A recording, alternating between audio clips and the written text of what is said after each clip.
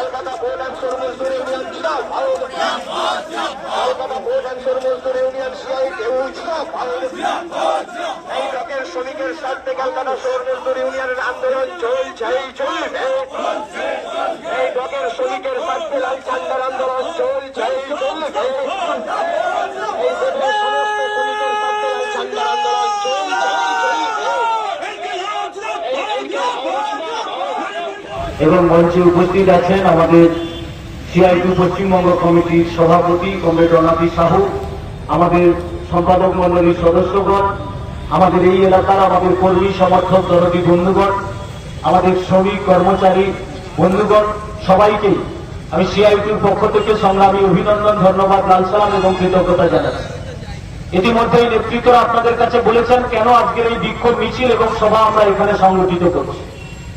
কারণ আজকে মূলত যে হলদিয়া বন্দরের অভ্যন্তরে স্থায়ী শ্রমিকের সংখ্যা কমিয়ে এখন যখন অস্থায়ী শ্রমিকের উপর নির্ভর করে একটা বন্দর চলছে, সেই বন্দরে অনেকগুলি তালমহালার পর তারপরে একটা সংস্থার অভ্যন্তরে শ্রমিকরা কাজে যুক্ত হয়েছে। হঠাৎ করে শ্রমিকদের কোনো টাকা নেই, কথা নেই, বলা নেই, কিচ্ছু নেই। এমনকি ইন্ডিভিজুয়ালি শ্রমিকদেরকে ছাঁটাই শ্রমিকও নোটিশও পর্যন্ত দেয়নি। হঠাৎ করে অফিসের দেওয়ালে একটা নোটিশ চিঠিয়ে দেওয়া হলো কি না, জানুয়ারির 15 তারিখ পর্যন্ত 200 শ্রমিক কাজ করবে, তারপরে সেই 200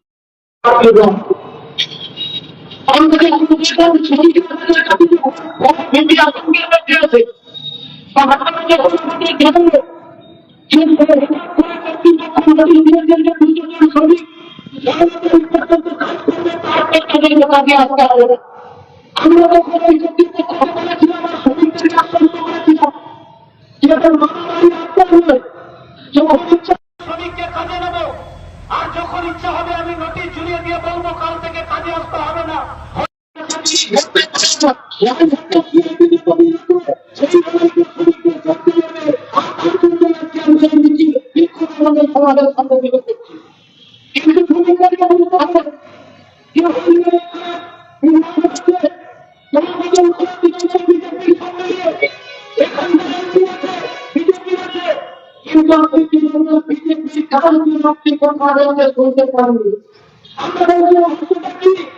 বন্দরের অভ্যন্তরে শ্রমিক ছাঁটাইয়ের পর কেন তৃণমূল বিজেপির শ্রমিক সংগঠন তারা নীরব দর্শকের ভূমিকা পালন করছে?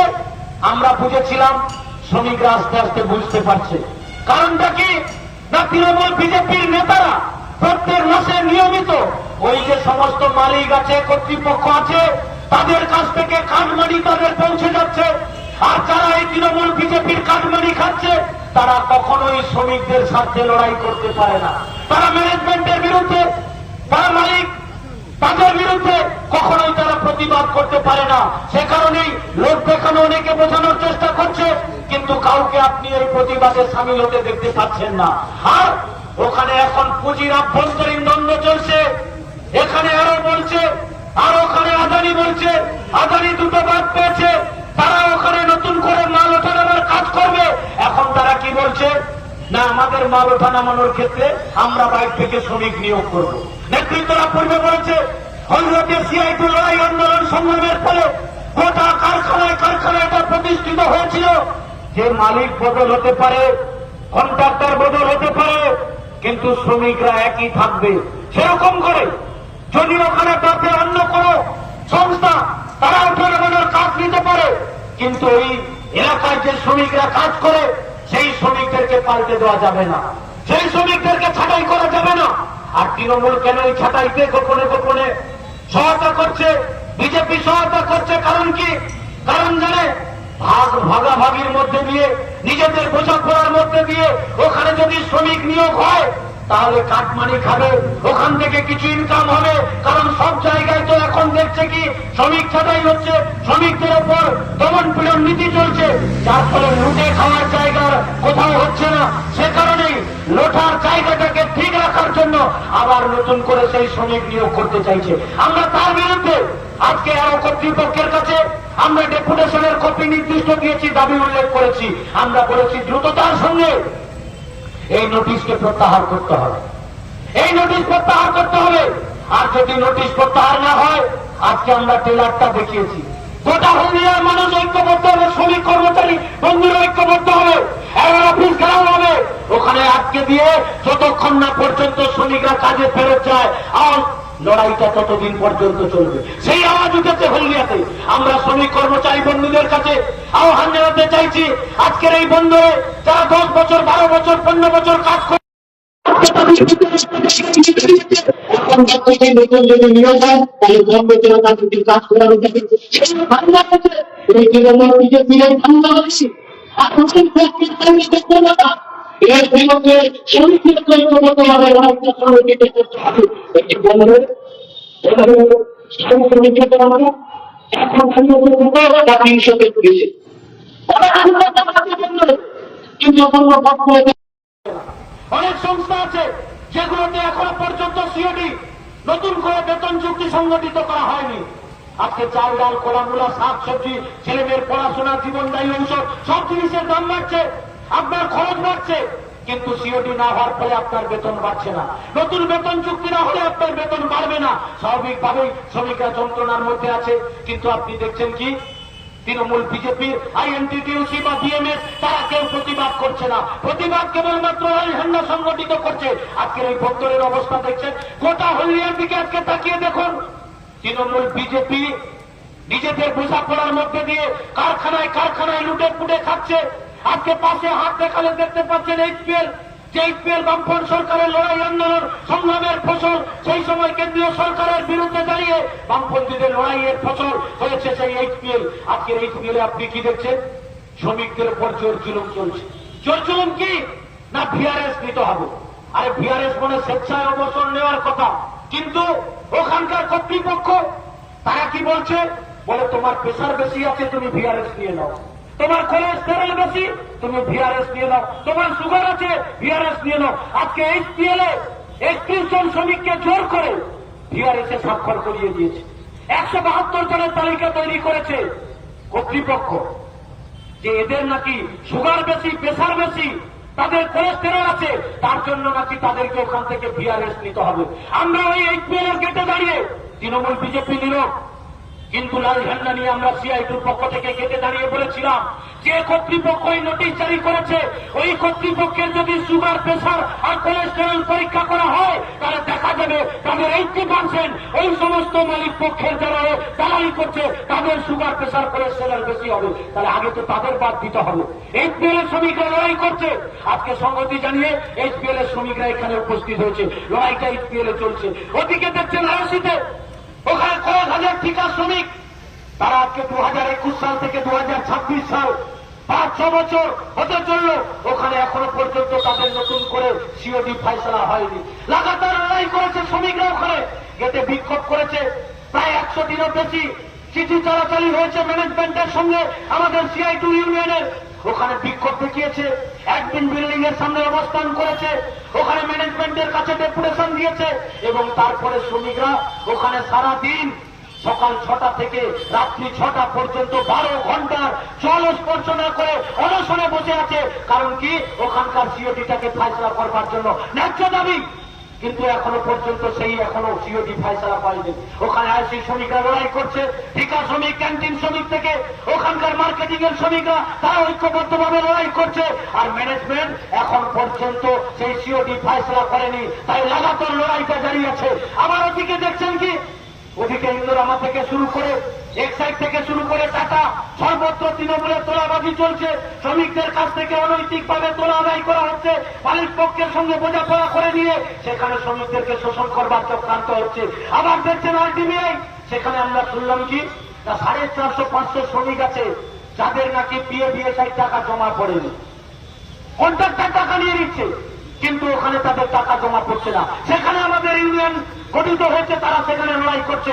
আমরা সর্বস্তরে শ্রমিক কর্মচারী বন্ধুদের কাছে আহ্বান জানাতে চাই, আজকের এই যে হলদিয়া শিল্পনগরী আমাদের জেলা, আমাদের রাজ্য নয়, উত্তর পূর্ব ভারতের উচ্চতম শিল্পনগরী। আজকে সেই হলদিয়া শিল্পনগরীটাকে তৃণমূল বিজেপি মিলে ধ্বংসস্তূপে পরিণত করেছে। তাই হলদিয়াটাকে বাঁচাতে হবে, হলদিয়ার শ্রমজীবী মানুষকে বাঁচাতে হবে, হলদিয়া বন্দরকে বাঁচাতে হবে, না হলে আজকে যে হলদিয়াতে আমরা সফল ছিলাম, আমরা দেখেছিলাম অলরেডি ভারত থেকে সরকার শ্রমিক কাজ করতে হচ্ছে তৃণমূল বিজেপি সরকার আমরা এই করছি থেকে শ্রমিক আজকে বাইরে কাজ করতে চলে যেতে হচ্ছে তাকে কেন তাকে ঘরে গেল তাকে নিয়ে তাকে পূজা তাকে তাকে তুলে যেত তাদেরকে বাইরে কাজ করতে চলে যেতে এই ভবিতব্য ছিল হলদিয়া ভবিতব্য ছিল তৃণমূল বিজেপি নেতারা টাকা নিয়ে যেটুকু লোক নিয়োগ হচ্ছে সেখানে নিয়োগ করে দিচ্ছে আর হলদিয়ার উদ্বাস্তু ক্ষতিগ্রস্ত পরিবারের মানুষ যাদের ভিটে মাটি গেছে এই হলদিয়াকে গড়ে তোলবার জন্য যাদের সর্বস্ব গড়িয়ে হয়ে গেছে এই হলদিয়াকে গড়ে তোলবার জন্য তারা কাজ পাচ্ছে না বাইরে থেকে লোক নিয়োগ করা হচ্ছে আর সেখানে তাদের কাছ থেকে টাকা নিয়ে দেওয়া হচ্ছে প্রতিবাদ করবেন না আমরা আবেদন জানাতে চাই আজকের এই সভা থেকে শ্রমিকরা ঐক্যবদ্ধ যদি হয় তাহলে সবকিছুর প্রতিরোধ করে তুলতে পারে আজকে সারা দেশ জুড়ে নরেন্দ্র মোদী সরকার যেভাবে শ্রমজীবী মানুষের অর্জিত অধিকার কেড়ে নেওয়ার জন্য আমার দেশের যে 29টা শ্রম আইন ছিল সেই 29টা শ্রম আইনকে সংশোধন করে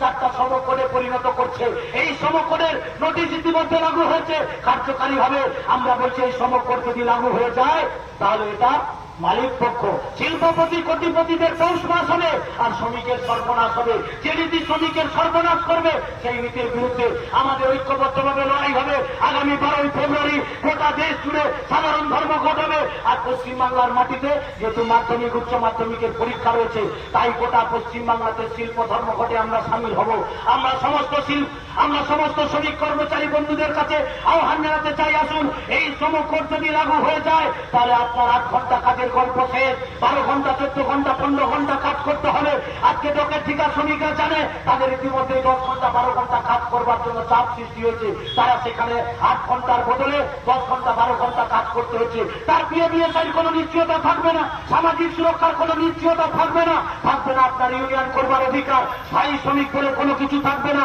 হায়ার অ্যান্ড ফায়ার রুল চালু করবার মধ্যে দিয়ে মালিক চাইলে আপনাকে কাজে রাখবে মালিক না চাইলে আপনাকে লাঠি মেরে বার করে দেবে আপনি আরএলসি ডিএলসি এবার কমিশনের কাছে যেতে পারবেন না সেই অধিকারটাও পর্যন্ত এই সমকোডের মধ্যে কেড়ে নিচ্ছে এই সমকোডের মধ্যে যেমন ইউনিয়ন করার অধিকার কেড়ে নিচ্ছে তেমনি করে আপনার ওখানে বিক্ষোভ দেখানোর প্রতিবাদ দেখানোর অধিকারটা কেড়ে নিচ্ছে ধর্মঘট করবার অধিকার কেড়ে নেই তাই যারা আপনার অর্জিত অধিকার কেড়ে নিতে চাইছে তাদের বিরুদ্ধে সংগঠিত ভাবে আগামী 12 ফেব্রুয়ারি গোটা রাজ্য জুড়ে শিল্প ধর্মঘটে এই এলাকার সমস্ত শ্রমিক কর্মচারী বন্ধুর সর্বস্তরের গণতন্ত্রপ্রিয় মানুষকে সামিল হওয়ার জন্য আহ্বান জানাই আসুন লাল ঝান্ডা দুর্বল তাই আজকে প্রতিবাদ করবার কেউ নেই তাই লাল ঝান্ডাকে শক্তিশালী করতে হবে যারা এমপি এমএলএ হয়ে বসে আছে যারা কারখানা কেটে কেটে লাল ঝান্ডাকে হাতিয়ে দিয়ে স্লোগান দিয়েছিল লাল হাটাও হলদিয়া বাঁচাও আমরা বলছি লাল হেঁটেছে হলদিয়া বাঁচেনি তাই হলদিয়াকে যদি বাঁচাতে হয় লাল ঝান্ডাকে শক্তিশালী করতে হবে তাই সেই যুদ্ধের জন্য